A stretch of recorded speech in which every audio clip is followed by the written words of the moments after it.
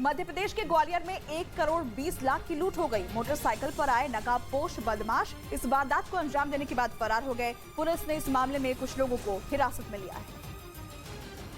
CCTV में दिख रही इस कार को नकाबपोश बदमाश घेरे नजर आए। एक ड्राइवर की सीट के पास हथियार लेकर खड़ा था तो दूसरा डिग्गी से सामान निकालता नजर आया।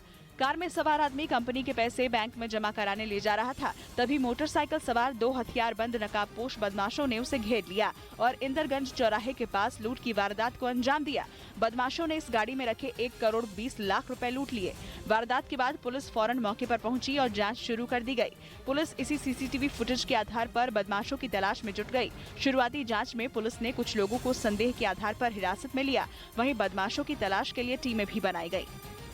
इस बीच यूक्रेन के राष्ट्रपति जेलेंस्की ने रूस के साथ युद्ध विराम की अटकलों को खारिज कर दिया। उन्होंने साफ कर दिया कि यूक्रेन से रूसी सैनिकों की पूरी तरह वापसी के बाद ही शांति वार्ता के बारे में सोचा जा सकता है। जबकि कुछ रोज पहले पश्चिमी मीडिया ने दावा किया था कि कड़ाके की ठंड की वजह से दोनों देश करीब 6 महीने के लिए सीज फायर का ऐलान कर सकते हैं, जिसके बाद उम्मीद जताई जाने लगी थी कि करीब 9 महीने से गरज रही तोपें खामोश हो जाएंगी। हालांकि अभी ऐसे आसार बिल्कुल भी नहीं दिख रहे, क्योंकि खैरसॉन के बड़े हिस्से को रूस के कब्जे से छुड़ाने के बाद जेलेंस्की के हौसले बुलंद नजर आ रहे हैं। इसीलिए उन्होंने युद्ध विराम की अटकलों को पुतिन की साजिश बताने में देर नहीं लगाई। is now looking for a short truce, a respite to regain strength. उधर खबर है कि जेलेंस्की के इस रुख से भड़के रूस ने भी उनके राष्ट्रपति रहने तक यूक्रेन के साथ बातचीत की संभावना से इनकार कर दिया। लेकिन पश्चिमी मीडिया अब भी दावा कर रहा है कि सर्दियों का मौसम दोनों ही देशों के लिए बड़ी मुश्किल खड़ी कर सकता है। इसलिए नवंबर के आखिर तक दोनों देश अगले 6 महीने के लिए सीज फायर का ऐलान कर सकते हैं। हालांकि अगर दोनों देशों के बीच युद्ध विराम हो भी गया तो आगे बहुत बड़ा युद्ध भड़कने की आशंका है। ऐसा इसलिए क्योंकि इस बीच रूस और यूक्रेन दोनों को नई रणनीति बनाने और उस पर काम करने का मौका मिल जाएगा। लेकिन पश्चिमी मीडिया अपने उस दावे पर अड़ा दिखाई दे रहा है कि जिस युद्ध को दुनिया की बड़ी ताकतें नहीं रुकवा सकी, उस पर ठंड की वजह से ब्रेक लगेगा। और पश्चिमी मीडिया ने अपने इस दावे के समर्थन में दलील भी दी है, क्योंकि दिसंबर से मार्च तक यूक्रेन के कई इलाकों में तापमान 0 से -4 डिग्री सेल्सियस तक कम हो जाता है, जबकि कुछ इलाकों में तो फरवरी के महीने में बर्फबारी की वजह से सारे रास्ते ही बंद हो जाते हैं।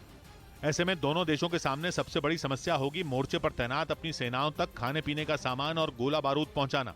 माना जा रहा है कि इसी वजह से दोनों देश युद्ध विराम के लिए राजी हो सकते हैं।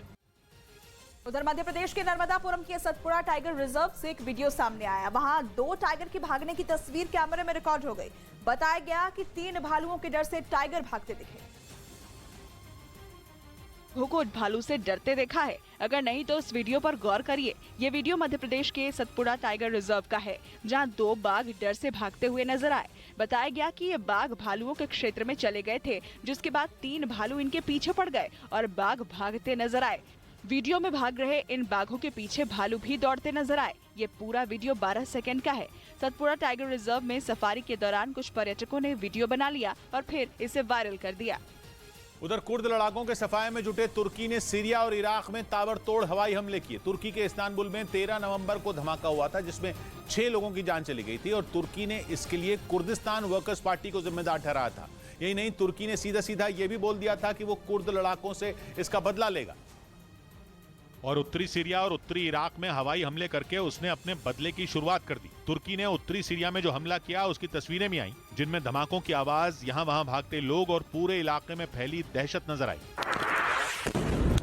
तुर्की इससे पहले भी सीरिया और इराक में एयर स्ट्राइक कर चुका है, लेकिन करीब 1 हफ्ते पहले इस्तांबुल में हुए हमले ने उसका पारा 7वें आसमान पर पहुंचा दिया, क्योंकि तुर्की खुलकर बोल रहा है कि वो धमाका पीकेके यानी कुर्दिस्तान वर्कर्स पार्टी के इशारे पर हुआ था और इसीलिए उसने अपने लोगों को बचाने के लिए पीकेके के ठिकानों को निशाना बनाया और उत्तरी इराक और उत्तरी सीरिया में घुसकर उसके 89 ठिकानों को उड़ाने का दावा किया। लेकिन सीरिया में सक्रिय कुर्दिस्तान वर्कर्स पार्टी की विंग एसडीएफ ने दावा किया कि तुर्की की एयर स्ट्राइक में आम लोगों की भी मौत हुई है। एसडीएफ ने ट्वीट करके जानकारी दी कि तुर्की ने उत्तरी सीरिया के 2 ऐसे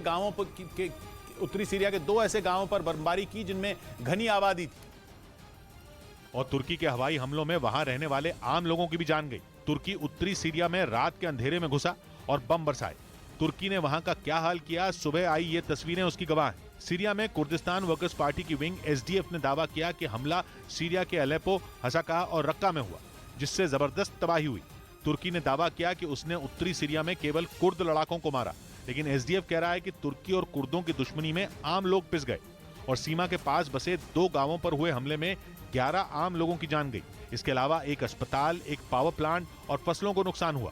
और ये सब इसलिए क्योंकि तुर्की ने कुर्द लड़ाकों को मारने के चक्कर में यह ध्यान ही नहीं दिया कि बमबारी में आम लोगों की भी जान जाएगी। उत्तरी सीरिया ही नहीं, उत्तरी इराक में भी तुर्की के हमलों से जबरदस्त नुकसान हुआ। क्योंकि कुर्दों के जिन नवासी ठिकानों को तबाह करने का तुर्की ने दावा किया, उनमें आधे उत्तरी इराक के हैं। उत्तरी इराक वैसे ही तुर्की के हवाई हमलों से थर-थर कांपता है, क्योंकि पिछले कुछ महीनों से वो वहां अंधाधुंध एयर स्ट्राइक किए जा रहा है और एक बार फिर तुर्की ने उसे दहला दिया। 2 दिन पहले ही तुर्की ने ऑपरेशन पीस स्प्रिंग के तहत उत्तरी इराक में तबाही मचाई थी और एक बार फिर इसी ऑपरेशन के तहत तुर्की ने कुर्द लड़ाकों से बदला लेना शुरू कर दिया, क्योंकि ऑपरेशन पीस स्प्रिंग उसने चलाया ही सीमा पार रह रहे कुर्द लड़ाकों को मारने के लिए है। इधर सेना ने राजस्थान के बीकानेर में पाकिस्तान और चीन को अपनी ताकत दिखाई। पाकिस्तान सीमा के पास हो रहे इस अभ्यास में यूक्रेन जंग में इस्तेमाल हो रहे हथियारों को भी शामिल किया गया। इस अभ्यास को शत्रुनाश नाम दिया गया, जिसका नाम दिया गया शत्रुनाश, जिसमें भारतीय फौज के स्वदेशी और नई तकनीक से लैस एक से बढ़कर एक हथियारों ने अपना दम दिखाया।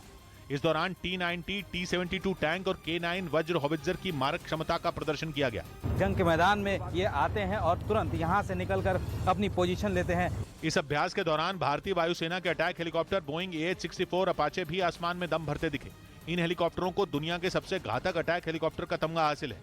वहीं लड़ाकू विमान सुखोई ने 1000 पाउंड के बम और लेजर मिसाइलें दागकर दुश्मन को अपनी ताकत दिखाई। मैन बिहाइंड द मशीन है, उन्होंने अच्छी प्रकार से ट्रेनिंग करके ऑपरेट किया। इतना ही नहीं, रूस और यूक्रेन में इस्तेमाल हो रहा मल्टीपल रॉकेट लॉन्चर BM-21 ग्रैड भी इस अभ्यास में शामिल दिखा। ये महज 20 सेकंड में 40 रॉकेट दागने की क्षमता रखता है। इस बीच स्पेशल फोर्स के कमांडो भी मैदान में उतरे और उन्होंने महज 50 मिनट के अंदर दुश्मन के ठिकानों पर कब्जा करके दिखाया। उधर आगरा में ई रिक्शा चलाने वाले 2 लोगों के बीच मारपीट हो गई। इसी दौरान एक ई रिक्शा ड्राइवर की पत्नी भी बीच बचाव करने आ गई, लेकिन ये मारपीट नहीं रुकी और काफी देर तक मारपीट का दौर जारी रहा।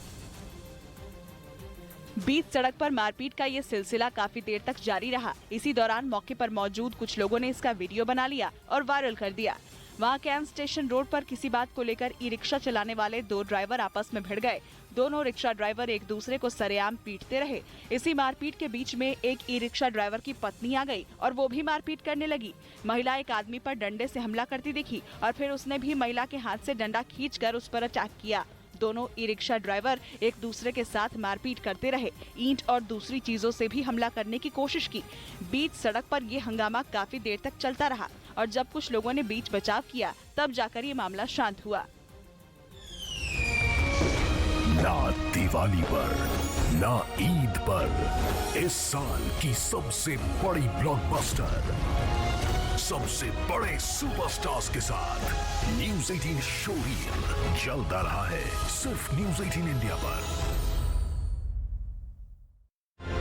नमो का नाम, शाह की नीति।